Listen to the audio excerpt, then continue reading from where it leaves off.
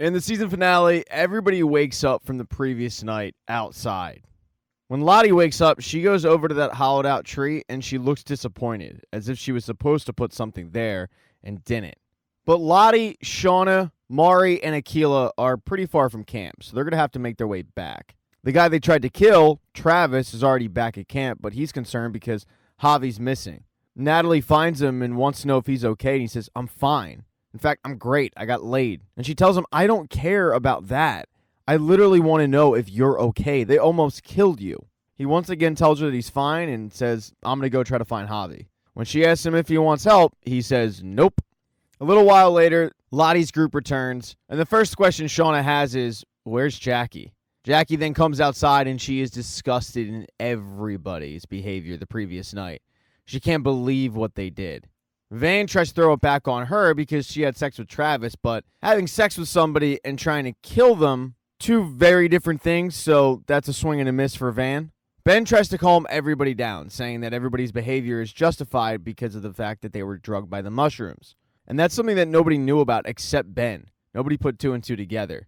Akila turns to Misty and said, "You drugged us?" And at first she says, "Well, no," but then she has to admit, not intentionally. She explains that it's all Ben's fault because he made her fall in love with him. The infighting stops as soon as they hear rustling out in the woods, and that's when a bear pops out. But it's like Yogi Bear. It's a friendly bear. It's slow. It's not attacking. It's still a damn bear, though, and it freaks everybody out, so they back up. But Lottie doesn't back up. She actually grabs a knife. She walks up to the bear, and the bear just drops right in front of her. That's when Lottie stabs it and kills it. All the girls are shocked, but they're also thrilled because now they have food. They start going to work, cutting up the bear, preparing it for that night's meal. And Misty tries to help, but Ari tells her, "As if we'd ever let you touch our food again, get the hell out of here." Two of the people, though, that aren't helping are Van and Ty.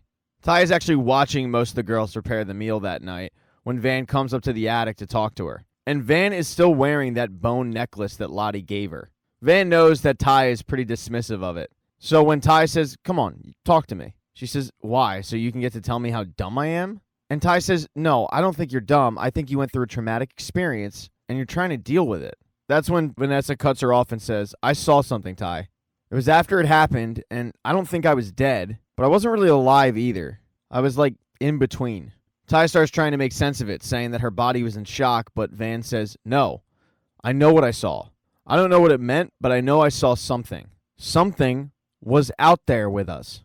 Ty thinks this is pretty ridiculous and starts to kind of laugh off the notion that there's spirits out there with them. But Van says, "Don't do that. I get that you're scared too, but don't act like you have any clue of what's happening out there."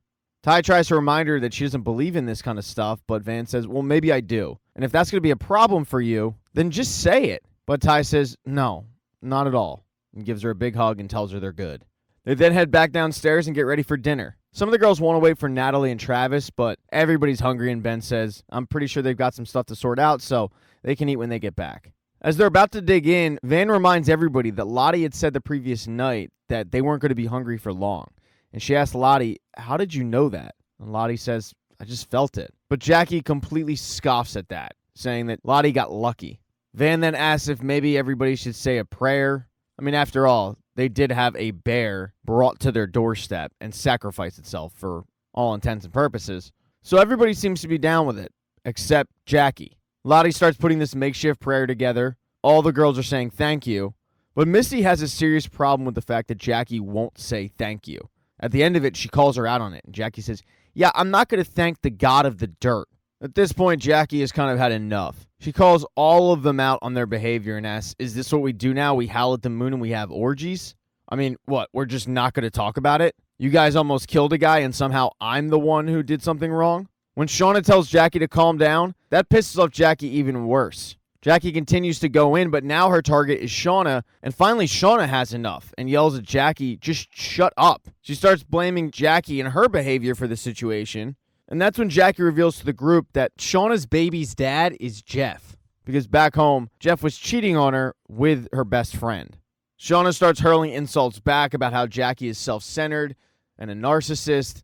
Jackie tries to do the same thing, but it doesn't hit quite the same. And eventually, Shauna hurts Jackie so bad that she tries to kick Shauna out.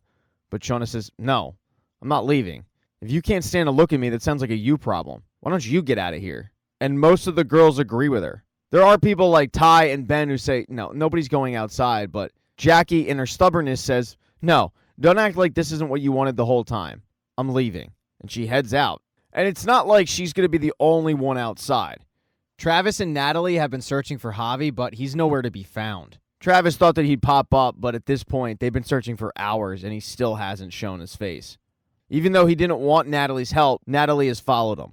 Travis once again tells Natalie, I don't want your help. But eventually that turns into an apology. He tells Natalie, I never wanted to do that. And that's because I'm in love with you. Natalie gives Travis a big hug and he cries into her shoulder. But back at the cabin, after a few hours, Shauna still can't believe Jackie is just sitting outside by herself. The good thing for Jackie is she started a fire, albeit a very small one that isn't keeping her warm, and the temperature is starting to really drop. Ty tells Shauna, just go talk to her. But Shauna doesn't. She gets in her bed and she goes to sleep. She does have a dream in the middle of the night where she goes and gets Jackie, bringing her back into the cabin where everybody's waiting for her. But some of the people that are waiting for her are also Laura Lee and the guy who died in the cabin.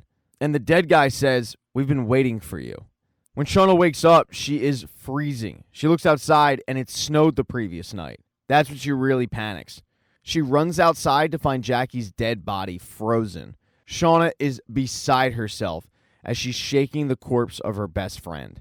3 girls, however, don't really seem to care about it. Those 3 girls are Lottie, Misty, and Van. Because Lottie needed to put something in that hollowed out tree. So she cuts out the bear heart and along with the other 2, goes, places it in there, and then kneels down in front of it. She says something in French and then says, let the darkness set us free. Now, present day Misty is helping Natalie with the body issue. She has to stop off at work first and grab some cleaning supplies because, as she'll tell Natalie, most killers are caught actually buying cleaning supplies. But as she's leaving, she finds out that one of the residents passed away the previous night. She then heads to her car where Natalie's waiting for her, and the 2 head over to Adam's apartment. When Misty first shows up, Ty and Shauna aren't thrilled to see her. Misty reminds them that the proper reaction should have been, oh, hey, Misty, how are you? Nice to see you. Thanks for stopping by and helping us cover up a murder. And even though they're not happy with Natalie's suggestion, it's a good one because Misty knows exactly what to do. She gives them really good advice, like turning off all their phones, destroying the SIM card in Adam's cell phone. She instructs Shauna to cut up Adam's body because Shauna's best with a knife. And as Shauna and Natalie are doing that, Misty and Ty are going to get rid of the fingerprints. Shauna and Natalie take Adam's body into the bathroom, put it in the bathtub, and as Shauna is cutting it up, Natalie says, you didn't quite notice that your boyfriend was acting weird after he killed Travis? Shauna tells Natalie, he didn't kill Travis. I was with him the night Travis died. And Natalie says, well, then he was working with somebody else. That's obvious. And Shauna stops cutting up Adam and says, maybe Travis actually killed himself. I know you're looking for this big conspiracy theory, but maybe there isn't one. After what we've been through, it's understandable. I look around the world sometimes and feel like the light has just been ripped out of it. Maybe Travis just couldn't stand to live like that anymore. After maybe an hour, Natalie and Shauna come out of the bathroom with most of his remains. Basically, his arms and his head. His arms and his head, Misty's going to take care of. She has a plan. The torso, she says to drop off in a park. Bury it. If a dog digs it up, who cares? It's a torso. Not like you can figure out exactly who it is. Doing all of this is going to make the girls late for the high school reunion that night. High school reunion, by the way, that Jeff attends and is waiting for his wife to show up. He has no idea why she's late. But she's dropping off the torso as she was instructed.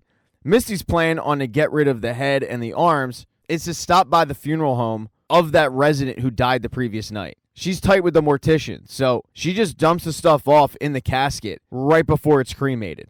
After doing their part, each girl heads home and gets ready to go to the reunion. But they're all having a tough time of dealing with what they just went through. They all pull it together, though, show up, and when they walk in the room, it's like time has stopped. Everybody's eyes are on them. Bad bitch alert. Misty's really pumped to be there. The other 3, not so much. At one point, Natalie sneaks out, and there's a trophy case that honors the people that died in the plane crash and her state championship winning team. She's looking over it, looking at the faces, and that's when Kevin walks up. He tells Natalie that he wishes he could remember Travis better, and she says, you two are a lot alike, actually. She then says the words that are really tough to say for her. He killed himself. He really killed himself. And that's something that Kevin had accepted when he saw the coroner's report. Kevin then gets called away by his date, and he tells Natalie, take care of yourself. She returns to the table with all the girls, and they start having shots. The person who orchestrated the reunion gets up there and starts making a speech about what a traumatic experience they all went through, when in reality, it was just the 4 Yellowjackets. She even has a cringe-worthy slideshow prepared with Enya playing. It shows pictures of the soccer team, but it ends with Jackie. And that's because Jackie was the homecoming queen, along with Jeff, who was homecoming king. It's customary for the king to dance with the queen, but since Jackie is dead, that just leaves Shauna. Shauna and Jeff are thrust back in the spotlight, somewhere they don't want to be. And as they're awkwardly slow dancing, Shauna tells Jeff that she took care of the body. The reunion wraps up and everybody then goes home. Misty had a blast. She's even hungover. She wakes up that morning and she tells Jessica all about it. For the first time in maybe ever, Misty felt popular because everybody wanted to talk to them. She says to Jessica, I realized people really need to hear my story. Misty wants to let Jessica out, but she's hesitant that if she does that, Jessica's just going to go to the cops. And Jessica explains to Misty that she can't do that because her job is a fixer. She does a lot of shady stuff for a lot of shady people, and going to the cops isn't a part of her gig. Misty buys that and lets her go. Right before she leaves, she gives Jessica her purse. Jessica rummages through it, but she doesn't find what she's looking for, her pack of cigarettes. Misty warns her that those things are going to kill you, but Jessica says, come on, do me a favor, save me a stop, because you know I'm just going to buy them as soon as I get out of here. So Misty goes in the trash and grabs her cigarettes and gives it back to her. Jessica then leaves Misty's house for the first time in days, gets in her car, and immediately lights one up. But she doesn't get more than a few blocks away before all of a sudden something starts hitting her. She crashes her car into a few trash cans and realizes she's been drugged, and it was from Misty via the cigarettes. That same night, Shauna and Jeff are in a good place. They're sitting on the couch, laughing, watching TV, actually waiting to find out the results of the election for Taissa. Callie walks in and she's shocked to see her parents just having a good time, so they invite her to join them. As soon as she sits down, though, a news story breaks in about a missing artist named Adam, and it's Shauna's Adam. It's awkward because everybody in the house knows about him, but nobody's saying anything. They then just wait for the election results, and that's what Taissa's doing. She's not going to be with Simone, who's stopping by the house later that day with Sammy, and they're going to miss her. It seems like that move was intentional, though, but Simone needs to pick up some of Sammy's toys and some clothes. Taissa explains that she had to be with her team, and that's exactly where she is when she finds out that she defied the odds and beat Phil Bathurst. She has won the election, and this sly smirk comes over her face. At the time that she's finding out the good news, Simone is walking in the door with Sammy. She heads down to the basement to grab some laundry, but then she notices over in the corner there's red near a grate. Upon further inspection, she realizes it's blood. She opens up the grate, she crawls through it, and there's a whole separate room that she was unaware of. She starts looking at the walls, and then she sees over in the corner that there's a table set up with their dog's decapitated head sitting on it, his heart cut out, and that symbol that was carved in the tree is there as well. And it was all done by Taissa, and Simone is mortified. The final Yellowjacket spent her night in her motel room. She has truly accepted the fact that Travis killed himself, and she's decided to follow suit. She's getting phone calls, but she's ignoring them. She's laser focused on ending her life. Right before she's about to pull the trigger, though, these 3 people burst through the door, put a hood over her head, drag her out of the room, and put her in an unmarked van. And the guy who seems to be in charge is wearing a necklace of the symbol that was carved into the tree. And maybe Natalie should have picked up that phone, because it was Susie, warning her that she did look into Travis's bank account and found out that Lottie Matthews emptied it out. She's freaking out, though, because Susie's convinced she's being followed, and she wants to know what the hell Natalie just dragged her into. And that is the end of Season 1 of Yellowjackets. Thank you so much for reaching this part of the recap. Consider subscribing to the channel. Hit thumbs up if you liked it. Smash that thumbs down button if you thought it sucked. Feel free to write in the comments section your thoughts on Season 1 and your prediction for Season 2. I'm going to be honest with you. I was convinced Adam was Javi, so when Adam died, I was thrown off. If I don't respond, though, I usually do try to ignore the comment section because it's kind of a cesspool. I'm a little bit of a Misty in that sense. I don't like getting bullied, but just know I really do appreciate you guys reaching this part. Oh, and I have merch. Go buy a t-shirt or something.